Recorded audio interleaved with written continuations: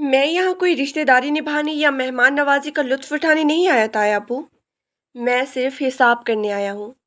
अलियार की सर्द और भारी आवाज़ ड्राइंग रूम से निकलकर सीधी बावर्ची खाने तक आई थी, जहाँ अब्रिश चाय के कप ट्रे में सजा रही थी। उसके हाथ वहीं रुक गए। अलियार बेटा, इतने सालों बाद घर आए हो, बैठो तो सही, पानी पियो, चाय बन रही है। माजी की बातों को इस तरह पहली ही मुलाकात में नहीं खोजती। ये तायाबू यानी फारूक साहब की आवाज़ थी, जिसमें एक अजीब सी घबराहट और लर्जिश साफ महसूस हो रही थी। माजी की बातें। तायाबू, आप जिसे माजी कह रहे हैं, उसकी कीमत मेरे बाप ने अपनी पूरी ज़िंदगी देकर चुकाई है, और मैं यहाँ बैठकर वक्त ज़ाया करने नहीं आया। जो कागजात में लाया हूँ उन पे दस्तखत कीजिए और ये बात यहीं ख़त्म करें। आलियार का लहजा बिल्कुल स्पार्ट था, जैसे वो किसी रिश्तेदार से नहीं बल्कि किसी कारोबारी हरीफ से बात कर रहा हो। बावर्ची खाने में खड़ी अबरिश ने गहरा सांस लिया और अपनी माँ की तरफ देखा, जो चूल्हे के पास खड़ी बेचैनी से दुपट्टे के पल्लू से हाथ साफ कर रही थी। अम्मी, ये अलियार भाई है ना? इनका लहजा कितना बदल गया है, कितनी बेरुखी से बात कर रहे हैं तायापू से।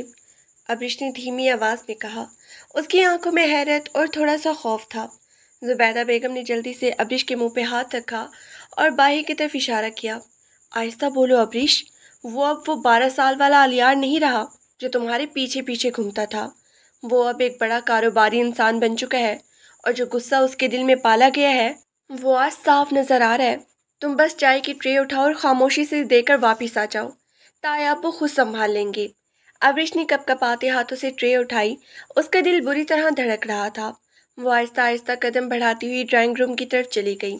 ड्राइंग रूम का दरवाज़ा अध खुला था। वो जैसे ही करीब पहुंची, आलियार की आवाज़ दोबारा सुनाई दी। फारूक साहब, आपको क्या लगा था कि आप मेरे वालिद को शहर से निकाल कर उनका सब कुछ हड़प कर लेंगे और कोई आपसे पूछने वाला नहीं होगा? मैंने 13 साल इंतज़ार किया इस दिन का। जब तक आप इस जायदाद का तीसरा हिस्सा, जो मेरे वालिद का था, मेरे नाम नहीं करते, मैं शहर से वापस नहीं जाऊंगा। अबरिश दरवाजे के पास ही रुक गई। उसने अंदर झांका। सामने सोफे पर आलियार बैठा था। सियाह शलवार कमीज में उसकी शख्सियत जानदार और पुरवकार लग रही थी, लेकिन उसके चेहरे के तासुरात इतने सख्त थे कि देखते ही इंसान सहम जाए। उसके ताया अबू, जो पूरे खानदान में सबसे ज्यादा रौबदार समझे जाते थे, उस वक्त अलियार के सामने नजर झुकाए बैठे थे। आलियार, तुम जो कह रही हो वो सच नहीं है। तुम्हारे वालिद खुद सब कुछ छोड़ के गए थे। मैंने कभी किसी का हक नहीं मारा। फारूक साहब ने अपनी आवाज़ को मजबूत करने की कोशिश की, लेकिन उनका लहजा उनका साथ नहीं दे रहा था।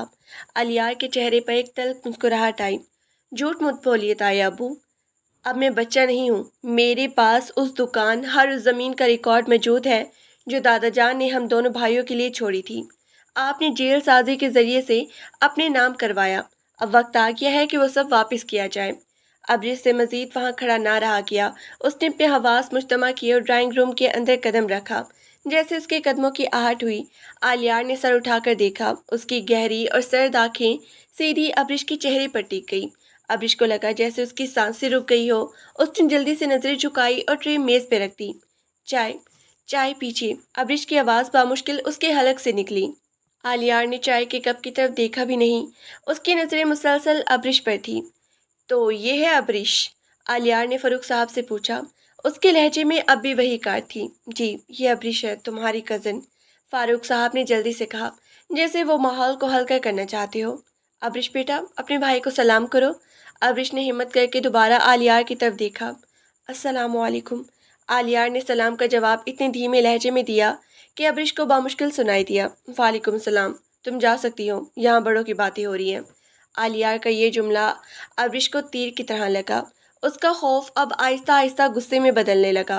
वो कोई बाही की मुलाजमा नहीं थी, इस घर की बेटी थी, लेकिन आलियार के चेहरे पर मौजूद तकब्बुर ने उसे खामोश रहने पर मजबूर कर दिया। वो एक लफ्ज़ कहे बगैर वापस बावर्ची खाने की तरफ पलट गई। किचन में आते ही उसने ट्रे जोर से स्लेब पर रखी। अम्मी, ये इंसान तो हद से ज़्यादा बदतमीज़ है।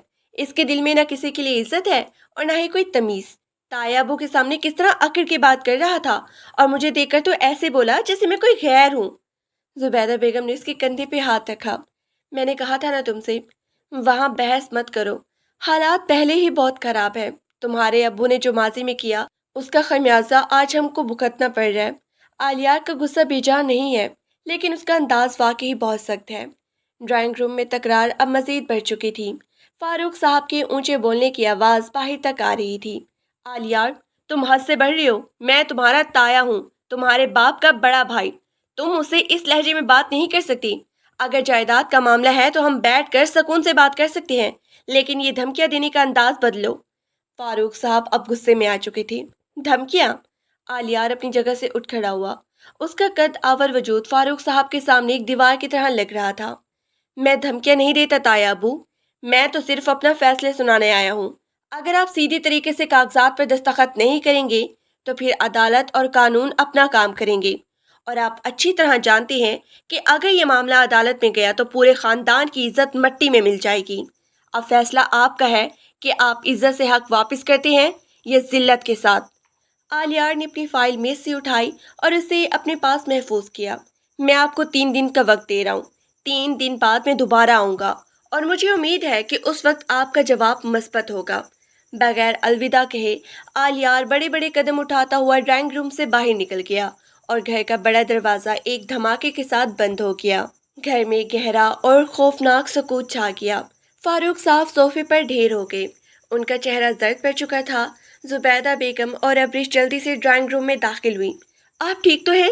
जुबैदा बेगम ने परेशानी से पूछा और मेज से पानी का गिलास उठाकर उनकी तरफ बढ़ाया। फारूक साहब ने कांपते हाथों से गिलास पकड़ा और एक ही सांस में पानी पी गए। वो वो सच कह रहे हैं जुबैदा, उसके पास सारे सबूत है। वो हमें सड़क पे ले आएगा। मैंने सोचा था वो बच्चा है, वक्त के साथ सब भूल गया होगा, लेकिन वो तो एक आग बन के लौटा है जो हम सबको जला के राख कर देगी। अबरीश अपने वालिद के पास बैठ गई और इनका हाथ थाम लिया। अब्बू, आप परेशान मत हो, वो कुछ नहीं कर सकता। हम पुलिस के पास जा सकते हैं, हम वकील से बात कर सकते हैं। वो अकेला हमारा कुछ नहीं बिगाड़ सकता। फारूक साहब ने तलखी से सर हिलाया। तुम नहीं जानती अबरीश, आलियार अब कोई आम लड़का नहीं है। वो शहर का माना हुआ कारोबारी है। उसके ताल्लुकात बहुत ऊपर तक है और सबसे बड़ी बात, वो सच्चा है। मैंने वाकई उसके बाप के साथ नाइंसाफ़ी की थी। फारूक साहब की आंखों में पछतावे के आंसू थे जो अबरीश ने जिंदगी में पहली बार देखी थी। अबरीश का दिल अपने वालिद की ये हालत देखकर खून के आंसू रोने लगा। उसके दिल में आरियाल के लिए जो थोड़ी बहुत जगह थी वो अब मुकम्मल तौर पर ख़त्म हो चुकी थी। उसने अपने दिल में अहद किया कि वो अपने वालिद को इस तरह आलियार के सामने झुकने नहीं देगी, चाहे उसे कुछ भी करना पड़े। अगले 2 दिन घर का माहौल इंतहाई कुशीदा रहा। न किसी ने ठीक से खाना खाया और ना ही कोई खुल के बात कर पा रहा था। अबरीश मुसलसल अपने वालिद को हौसला देने की कोशिश कर रही थी, लेकिन फारूक साहब की हालत दिन ब दिन गुजरती जा रही थी।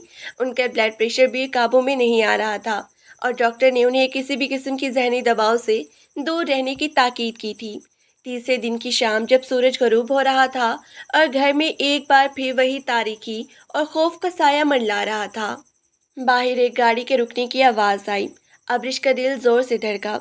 वो समझ गई कि वो बेरहम इंसान अपना हिसाब लेने वापस आ गया है। वो जल्दी से लाउंज में आई। फारूक साहब पहले ही वहाँ बैठे थे। उनके चेहरे पर शिकस्त साफ लिखी थी। मुलाजिम ने दरवाज़ा खोला और आलियार अंदर दाखिल हुआ। आज भी उसके चेहरे पर वही बेहिसी और सख्ती थी। जी फारूक साहब, 3 दिन पूरे हो गए हैं, आपका क्या फ़ैसला है? आलियार ने आते ही बगैर किसी तमहीद के सवाल किया। फारूक साहब ने गहरा सांस लिया और मेज़ पे रखे कागजात की तरफ इशारा किया। मैंने तुम्हारी तमाम शराइत मान ली हैं आलिया। मैं जायदाद का वो हिस्सा तुम्हारे नाम करने के लिए तैयार हूँ, लेकिन मेरी एक शर्त है। आलियार ने अपनी भवें सुकेड़ी। शर्त? आप इस पोजीशन में नहीं है कि कोई शर्त रख सके। मैं एक बाप की हैसियत से शर्त रख रहा हूँ, एक मुजिम की हैसियत से नहीं आलियार। फारूक साहब की आवाज़ एक अजीब सी इल्तिजा थी। अगर तुम ये जायदाद लेना चाहता हो तो तुम्हें मेरी बेटी अबरीश का हाथ थामना होगा, तुम्हें उससे निकाह करना होगा। ये जुमला सुनते ही जैसे कमरे में मौजूद हर इंसान के पांव तले से ज़मीन निकल गई। अबरीश जो सोफे के पीछे खड़ी थी एकदम आगे आई।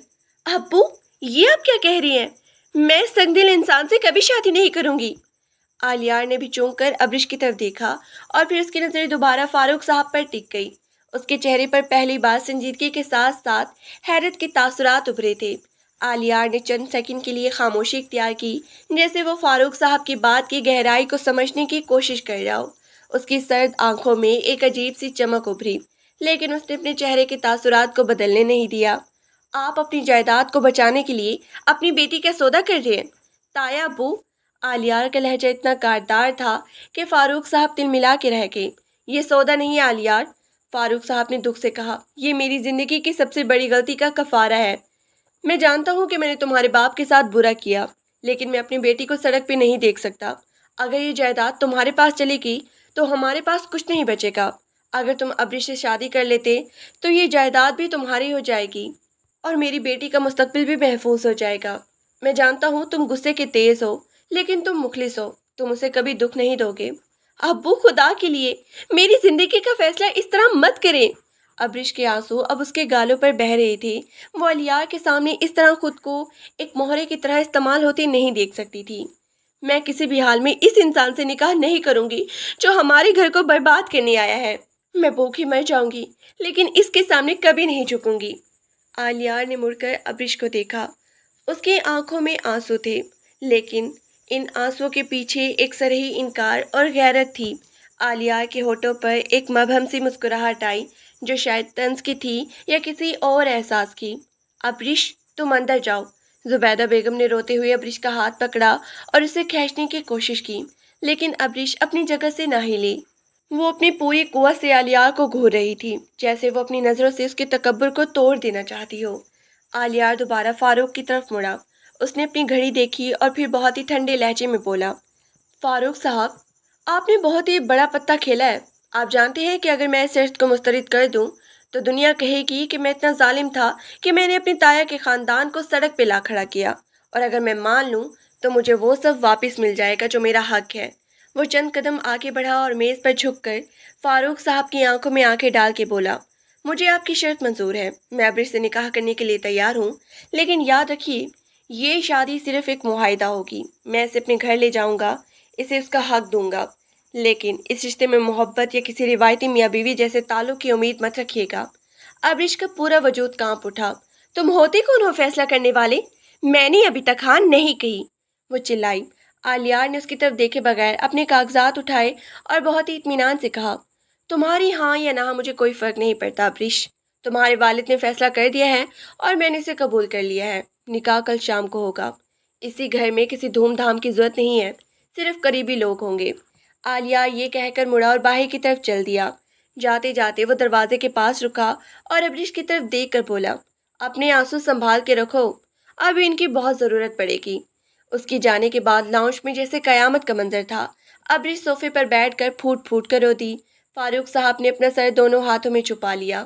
وہ جانتے تھے کہ انہوں نے اپنی بیٹی کو ایک ایسے راستے پر ڈال دیا ہے جہاں صرف کانٹے ہی کانٹے تھے، لیکن ان کے پاس اپنی گرتی ہوئی ساکھ اور خاندان کو بچانے کا اس کے علاوہ کوئی دوسرا راستہ نہیں تھا۔ اگلا پورا دن ابریش کے لیے کسی خواب کی طرح گزرا۔ زبیدہ بیگم نے روتے دھوتے اس کے لیے ایک سادہ سا جوڑا تیار کیا۔ گھر میں کوئی خوشی کا ماحول نہیں تھا، نہ ہی کوئی گیت گائے جا رہے تھے۔ ہر طرف ایک عجیب سی خاموشی پھیلی ہوئی تھی جو کسی بڑے طوفان کا پیشی خیمہ لگ رہی تھی۔ شام کے وقت مولوی صاحب آئے۔ آلیار اپنے ساتھ 2 گواہ لے کر آیا تھا۔ وہ سفید رنگ کے کرتے شلوار میں ملبوس تھا۔ اس کے چہرے پر ہمیشہ کی طرح وہی سنجیدگی اور سختی برقرار تھی۔ ابریش کو دوسرے کمرے میں بٹھایا گیا تھا جہاں زبیدہ بیگم اس کے سر پہ دوپٹہ درست کر رہی تھی۔ جب مولوی صاحب نے ابریش سے نکاح کا پوچھا تو اس کے حلق میں جیسے الفاظ پھنس گئے۔ اس نے اپنے والد کی طرف دیکھا جو باہر لاؤنج میں سر جھکائے بیٹھے تھے۔ ان کی کمزوری اور ان کی مجبور آنکھوں کو دیکھ کر ابریش نے اپنے دل پہ پتھر کر لیا۔ جی قبول ہے، ابریش نے روتے ہوئے 3 بار یہ الفاظ کہے اور اس کے ساتھ ہی اس کی زندگی کا ایک نیا اور کٹھن سفر شروع ہو گیا۔ نکاح کے فوراً بعد رخصتی کی تیاری کی گئی۔ ابریش نے اپنی ماں کو گلے لگایا۔ دونوں ماں بیٹی بری طرح رو رہی تھی۔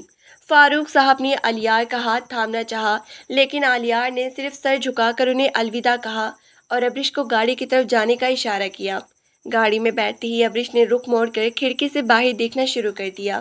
اس کی آنسو مسلسل بہہ رہی تھی۔ آلیار خود گاڑی چلا رہا تھا۔ پوری راہ دونوں کے درمیان ایک لفظ کا بھی تبادلہ نہیں ہوا۔ گاڑی کی خاموشی اتنی گہری تھی کہ ابریش کو اپنی سانسوں کی آواز بھی صاف سنائی دے رہی تھی۔ تقریباً آدھا گھنٹے کے سفر کے بعد گاڑی ایک بڑے اور خوبصورت گھر کے سامنے رکی۔ یہ آلیار کا گھر تھا جو باہر سے جتنا شاندار تھا، اندر سے اتنا ہی ویران اور خاموش محسوس ہو رہا تھا۔ आलियार ने गाड़ी बंद की और बाहर निकल गया। अब्रिश ने अपने दुपट्टे को दुरुस्त किया और आहिस्ते से गाड़ी से नीचे उतरी। आलियार ने घर का मरकजी दरवाज़ा खोला और अंदर दाखिल हो गया। अब्रिश भी उसके पीछे पीछे चलती हुई लाउंज में आई। घर के अंदर का माहौल बिल्कुल पुरसकून और साफ सुथरा था, लेकिन वहाँ किसी इंसान की मौजूदगी का एहसास नहीं हो रहा था। आलियार मुड़ा और अब्रिश की तरफ देखा, जो चादर में खुद को लिए सहम के खड़ी थी। आलियार चंद कदम उसके करीब आया। अब्रिश का दिल जोर से धड़कने लगा। वो खौफ से एक कदम पीछे हटी।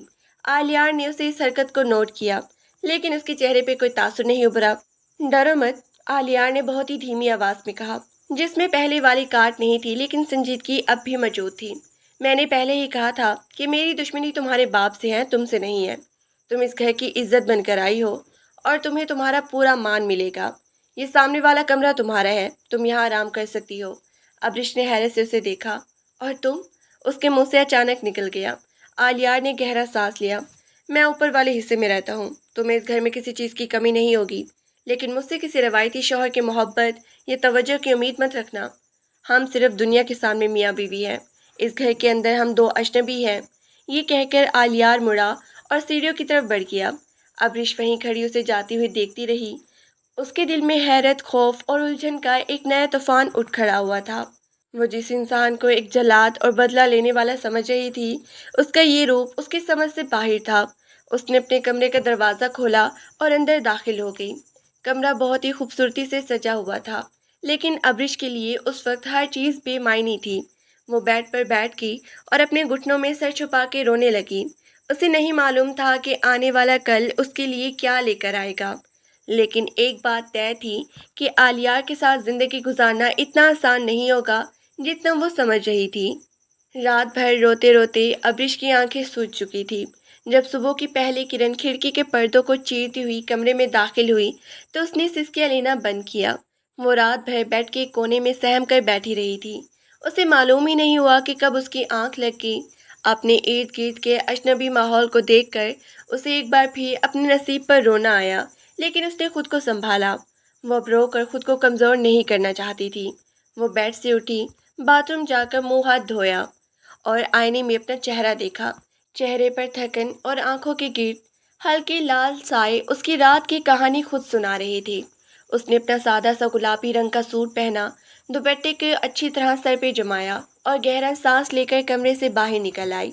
पूरा घर अभी भी इसी गहरी खामोशी में डूबा हुआ था, जैसे रात को था। वो आहिस्ता आहिस्ता कदम बढ़ाती हुई लाउंज से गुजर कर किचन की तरफ गई। किचन काफ़ी बड़ा और जदीद था, लेकिन वहाँ बिल्कुल सफाई थी, जैसे बाकायदगी से खाना ना बनता हो। अब्रिश ने अलमारियाँ खोलकर देखी तो वहाँ नाश्ते का सामान, चाय की पत्ती, चीनी और अंडे वगैरह मौजूद थे। आप कौन है बेबी जी? अचानक पीछे एक बूढ़ी औरत की आवाज़ आई तो अब्रिश चौंक कर मुड़ी। एक 50 साल की खातून, जिनके चेहरे पर झुर्रियाँ थी और उन्होंने सादा सा सूती दुपट्टा ओढ़ रखा था, हाथ में झाड़ू लिए खड़ी थी। मैं अब्रिश हूँ। अब्रिश ने हिचकिचाते हुए जवाब दिया। आलियार की वो लफ्ज़ बीवी कहते कहते रुक गई। बूढ़ी खातून के चेहरे पर फौरन एक नरम सी मुस्कुराहट उभर आई। उन्होंने जल्दी से झाड़ू एक तरफ रखी और अब्रिश के करीब आई। ओह, तो आप छोटे साहब की दुल्हन हैं। माशाल्लाह, बहुत ही प्यारी हैं। मेरा नाम सकीना है। मैं यहाँ सालों से सफाई और खाना बनाने का काम करती हूँ, लेकिन जब से छोटे साहब अकेले यहाँ शिफ्ट हुए हैं, मैं बस दिन में एक बार चक्कर लगाती हूँ। रात को उन्होंने मुझे फ़ोन करके बताया था कि वो शादी करके आ रहे हैं, लेकिन मुझे यकीन नहीं आया। अब्रिश ने एक मजबूर सी मुस्कुराहट दी और चाय के बर्तन की तरफ इशारा किया। सकीना बाई, मैं नाश्ता बना रही थी। आलियार किस वक्त उठते हैं? छोटे साहब तो बहुत ही पाबंद है बीबी। वो सुबह 6 बजे उठ जाते हैं, ऊपर अपने कमरे में ही वर्जिश करते हैं और फिर तैयार होकर नीचे आते हैं। अब तक तो उनके आने का वक्त हो गया होगा। आप हटे, नाश्ता मैं बनाती हूँ। आप दुल्हन हैं, आपके लिए ये काम अच्छा नहीं लगता। सकीना बाई ने मोहब्बत से कहा। नहीं सकीना बाई, आप रहने दें, मैं खुद बना लूँगी, मुझे आदत है घर में काम करने की। अब्रिश ने नरमी से इनकार किया और अंडे फेंटने लगी। वो खुद को मसरूफ़ रखना चाहती थी ताकि इसका जहन ताया, बू और अम्मी की यादों से थोड़ा हट सके। अभी चाय को उबाल ही आया था कि किचन के दरवाजे पर कदमों की चाप सुनाई दी। अब्रिश ने मुड़ के देखा। आलियार किचन के दहाने पे खड़ा था। वो अब सुरमई रंग के 3 पीस सूट में मलबूस था। बाल नफासत से बने हुए थे और उसके हाथ में एक चमड़े का बैग था। اس کی نظر پہلے سکینہ بائی پہ گئی اور پھر ابرش پر، جو ہاتھ میں کپڑے کا ٹکڑا لیے چائے کی پتیلی پکڑے کھڑی تھی۔ سکینہ، تم کب آئی؟ آلیار نے اپنی اسی روایتی سرد آواز میں پوچھا۔ بس صاحب، ابھی تھوڑی دیر پہلے آئی ہوں۔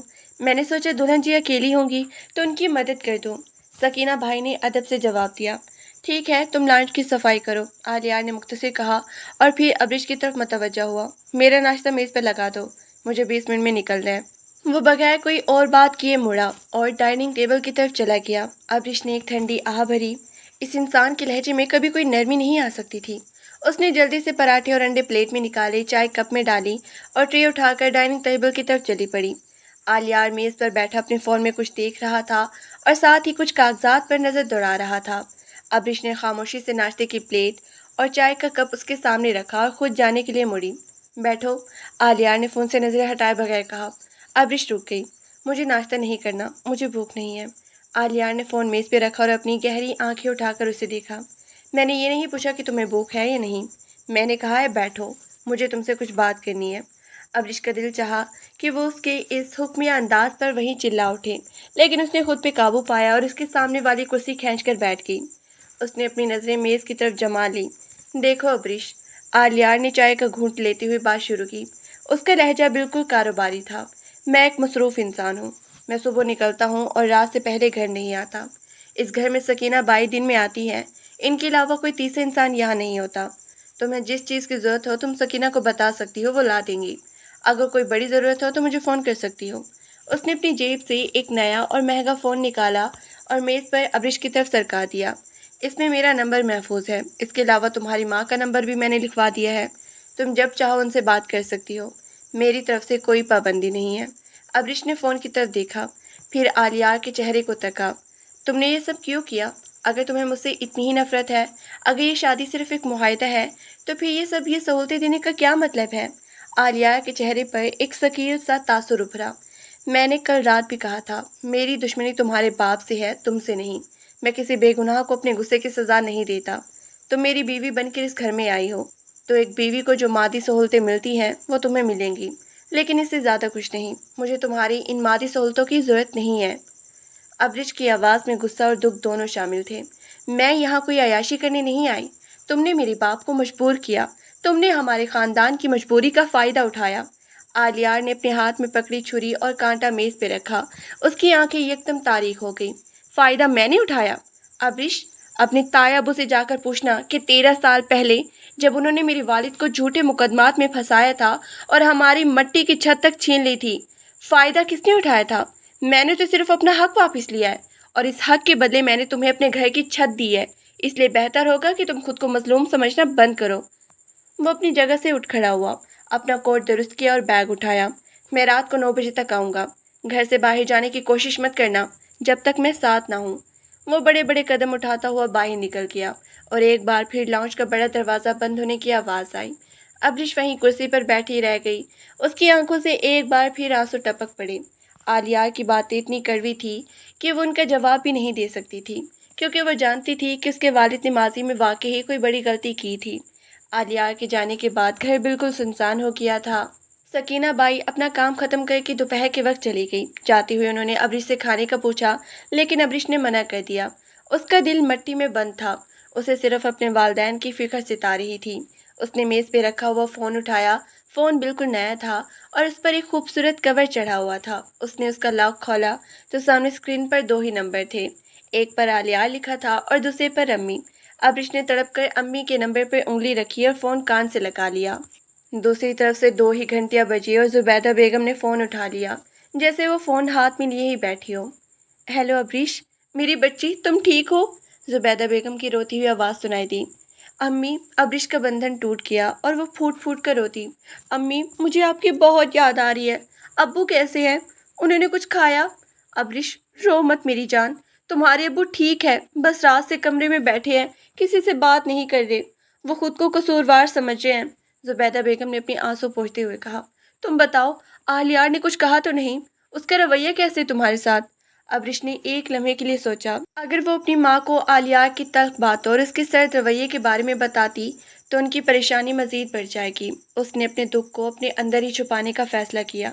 نہیں امی، وہ ٹھیک ہے، انہوں نے مجھے یہ نیا فون بھی لے کر دیا ہے اور کہا ہے کہ میں جب چاہوں آپ سے بات کر سکتی ہوں۔ صبح ناشتے بھی انہوں نے میرے ہاتھ کا بنا ہوا کیا ہے اور پھر اپنے دفتر چلے گئے۔ ابرش نے جھوٹ بولا تاکہ اس کی ماں کو تھوڑا سکون مل سکے۔ شکر ہے میری مالکہ، زبیدہ بیگم کے لہجے میں واضح اطمینان نظر آیا۔ ابرش، میری ایک بات ہمیشہ یاد رکھنا، عالیہ جتنا بھی سخت نظر آئے وہ دل کا برا نہیں ہے۔ اس کے ساتھ جو ہوا اس نے اسے ایسا بنا دیا ہے۔ تم نے اب اس کا گھر سنبھالنا ہے، اپنی محبت اور صبر سے اس کے دل کی کڑواہٹ کو ختم کرنا ہے۔ یہی تمہارا امتحان ہے۔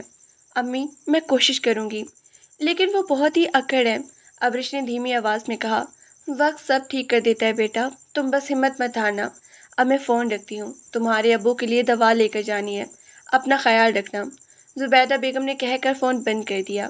ابرش نے فون اپنے سینے سے لگا لیا۔ اسے اپنی ماں کی بات پر تعجب ہو رہا تھا۔ کیا واقعی محبت میں اتنی طاقت ہوتی ہے کہ وہ علیار جیسے پتھر انسان کو پگھلا سکے؟ وہ اٹھی اور لاؤنج کی طرف کھڑکی کے پاس جا کے کھڑی ہو گئی، جہاں سے باہر کا بڑا سا باغیچہ نظر آ رہا تھا۔ باغ میں طرح طرح کے پھول کھلے تھے، لیکن اس گھر کی ویرانی ان پھولوں کی خوبصورتی کو بھی نکل رہی تھی۔ اس نے فیصلہ کیا کہ وہ اسی طرح ہاتھ پر ہاتھ دھرے بیٹھ کر وقت ضائع نہیں کرے گی۔ اس نے پورے گھر کا چکر لگایا۔ گھر 2 منزلہ تھا۔ اوپر کی منزل پر آلیار کا کمرہ اور ایک بڑی سی لائبریری تھی۔ ابرش نے لائبریری کا دروازہ کھول کر دیکھا تو وہاں سینکڑوں کتابیں سلیقے سے الماری میں سجی ہوئی تھی۔ وہاں ایک بڑی سی میز تھی جس پر کچھ پرانی تصویریں رکھی تھی۔ ابرش تجسس کے مارے اندر چلی گئی۔ اس نے ایک تصویر اٹھائی۔ وہ 12 سال پرانی تصویر تھی جس میں آلیار اپنے والدین کے ساتھ کھڑا مسکرا رہا تھا۔ اس کے چہرے پر وہ معصومیت اور کھلکھلاہٹ تھی جو اب کہیں غائب ہو چکی تھی۔ تصویر میں موجود آلیار کو دیکھ کر ابرش کو یقین ہی نہیں آیا کہ یہ وہی انسان ہے جو آج صبح اس پہ روب جھاڑ رہا تھا۔ تو تم یہاں ہو؟ ایک دم ایک سخت اور گرجدار آواز اس کے کانوں میں پڑی۔ ابرش کے ہاتھ سے تصویر چھوٹتے چھوٹتے بچی۔ وہ گھبرا کے مڑی۔ آلیار دروازے پہ کھڑا تھا۔ اس کی آنکھیں غصے سے سرخ ہو رہی تھی۔ میں نے تمہیں اوپر آنے کی اجازت دی تھی؟ آلیار نے آگے بڑھ کر اس کے ہاتھ سے تصویر جھپٹ لی اور اسے واپس میز پہ رکھا۔ میں تو بس گھر دیکھ رہی تھی، ابرش نے ہچکچاتے ہوئے کہا۔ اس کا دل تیزی سے دھڑکنے لگا۔ اور اب تو صرف شام کے 7 بجے ہیں۔ تم نے کہا تھا کہ تم تو 9 بجے آؤ گے۔ میرا دفتر جلدی ختم ہو گیا اور یہ میرا گھر ہے، میں جب چاہوں آ سکتا ہوں، آلیار نے اپنے کوٹ کے بٹن کھولتے ہوئے کہا۔ لیکن تمہیں میرے کمرے یا اس کتب خانے میں بغیر اجازت آنے کا کوئی حق نہیں ہے۔ یہ میری ذاتی جگہ ہے اور میں نہیں چاہتا کہ کوئی میری چیزوں کو ہاتھ لگائے۔ ابرش کو اس کا یہ انداز پھر چپ گیا۔ آلیار، میں کوئی چور نہیں ہوں جو تمہاری چیزیں چرا لوں گی۔ میں صرف ایک تصویر دیکھ رہی تھی جس میں تم ہنس رہے تھے۔ مجھے بس یہ دیکھ کر حیرت ہو رہی تھی کہ کوئی انسان اتنا کیسے بدل سکتا ہے۔ آلیار نے اسے گھورا۔ اس کے چہرے کی رگیں تن گئیں۔ انسان کو حالات بدلتے ہیں ابرش فاروق۔ جب تمہارے باپ نے ہمیں سڑک پہ پھینکا تھا تو میری ماں تڑپ تڑپ کے مر گئی تھی کیونکہ ہمارے پاس دوا کے پیسے نہیں تھے۔ اس وقت میری ہنسی بھی اس مٹی میں دفن ہو گئی تھی۔ اب نیچے جاؤ اور میرے لیے چائے بنا کر لاؤ۔ آلیار کا یہ انکشاف ابرش کے لیے ایک بڑا جھٹکا تھا۔ اسے معلوم تھا کہ جائیداد کا کوئی تنازع تھا، لیکن یہ معلوم نہیں تھا کہ اس کی تائی جان کی موت اس غربت اور بے حسی کی وجہ سے ہوئی تھی۔ اس کا غصہ یکدم ایک گہرے دکھ اور شرمندگی میں بدل گیا۔ وہ ایک لفظ کہے بغیر سر جھکا کر کمرے سے باہر نکل گئی اور نیچے کچن کی طرف چلی گئی۔ کچن میں کھڑی ابرش کے ہاتھ اب بھی کانپ رہے تھے۔ آلیار کے الفاظ اس کے ذہن میں ہتھوڑوں کی طرح بج رہے تھے۔ میری ماں تڑپ تڑپ کے مر گئی کیونکہ ہمارے پاس دوا کے پیسے نہیں تھے۔ ابرش نے اپنی آنکھوں میں آنے والے آنسوں کو جلدی سے صاف کیا۔ اسے اب سمجھ آ رہا تھا کہ آلیار کے اندر اتنی نفرت اور سختی کیوں بھری ہوئی تھی۔ وہ کوئی عام غصہ نہیں تھا، وہ برسوں کا پلا ہوا ایک ایسا زخم تھا جو ابھی تک ہرا تھا۔ اس نے چائے کی پتیلی چولہے پہ رکھی اور برتن نکالنے لگی۔ چائے تیار کر کے اس نے کپ میں ڈالی اور کچھ بسکٹ پلیٹ میں سجا کر لاؤنج کی طرف بڑھی۔ آلیار صوفے پر بیٹھا تھا۔ اس نے اپنا کوٹ اتار کر ایک طرف رکھا ہوا تھا اور آستینیں اوپر چڑھا رکھی تھی۔ وہ اپنے ماتھوں کو دونوں ہاتھوں سے دبا رہا تھا جیسے اسے شدید درد ہو رہا ہو۔ اس کے چہرے پر اس وقت وہ تکبر نہیں تھا بلکہ ایک گہری تھکن اور ایک اداسی صاف دیکھی جا سکتی تھی۔ ابرش نے خاموشی سے چائے کی ٹرے میز پر رکھی۔ آلیار نے سر اٹھا کر دیکھا۔ اس کا غصہ اب کچھ کم ہو چکا تھا لیکن چہرے کی سنجیدگی برقرار تھی۔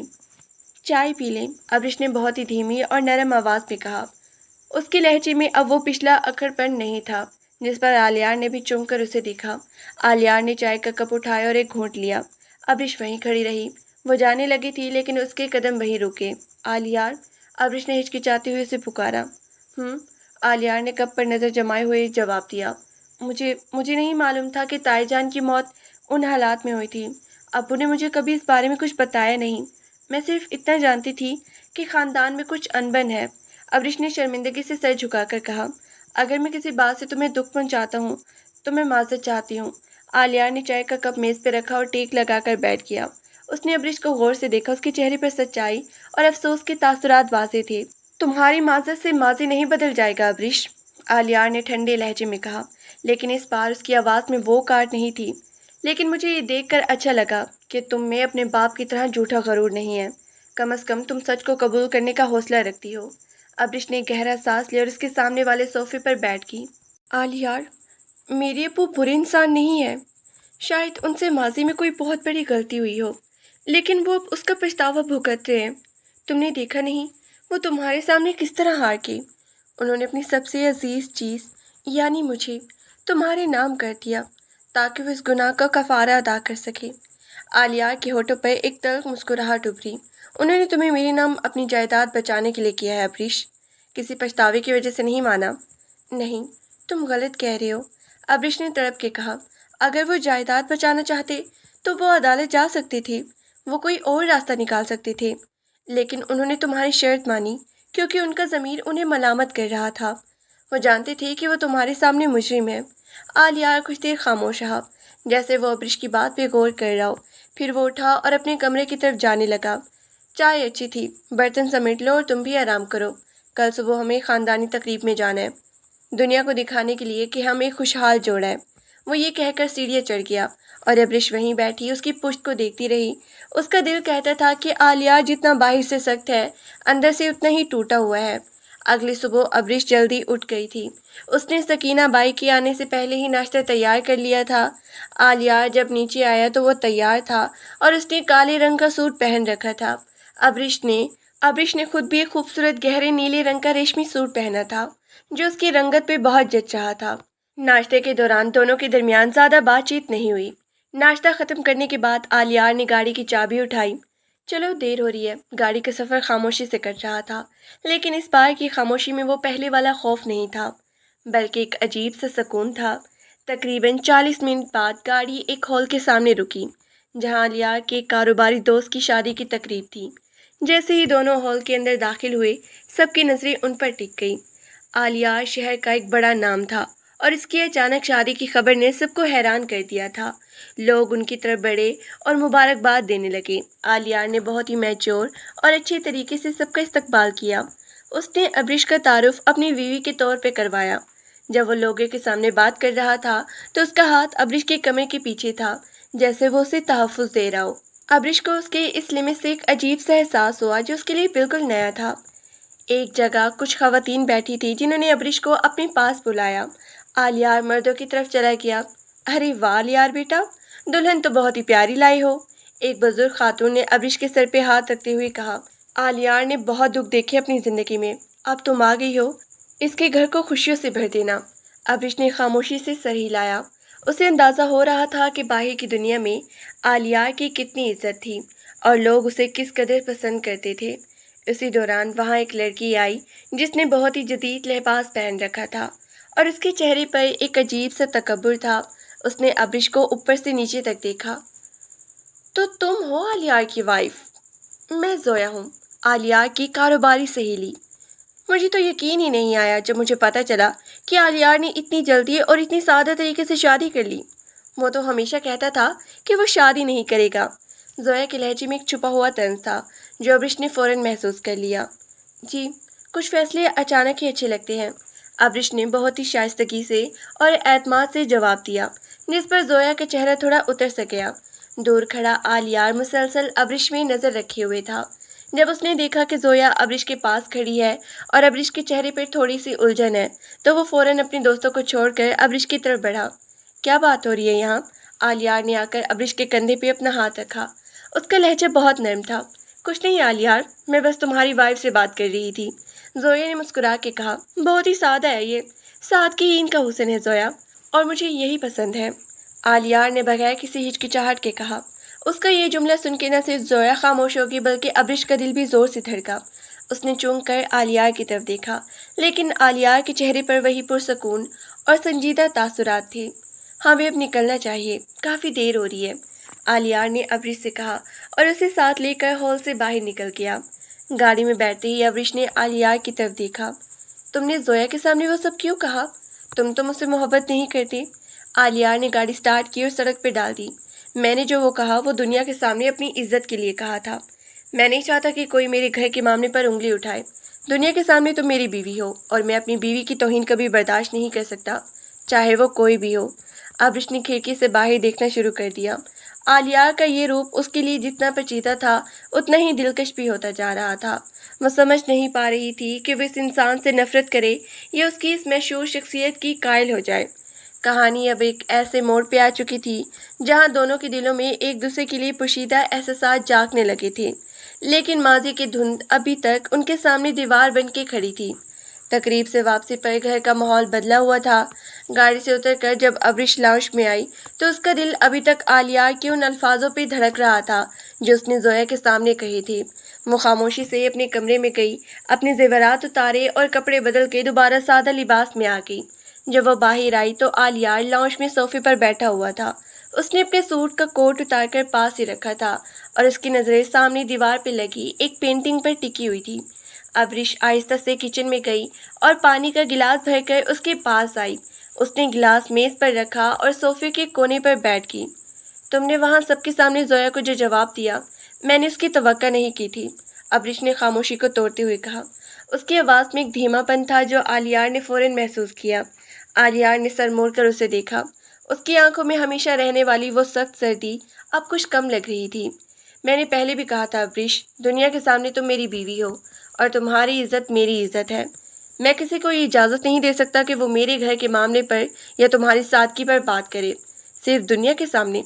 अब्रिश के मुंह से ये जुमला बेख्तियार निकल गया। जैसे उसे एहसास हुआ कि वो क्या कह गई है, उसने जल्दी से नजरें झुका ली।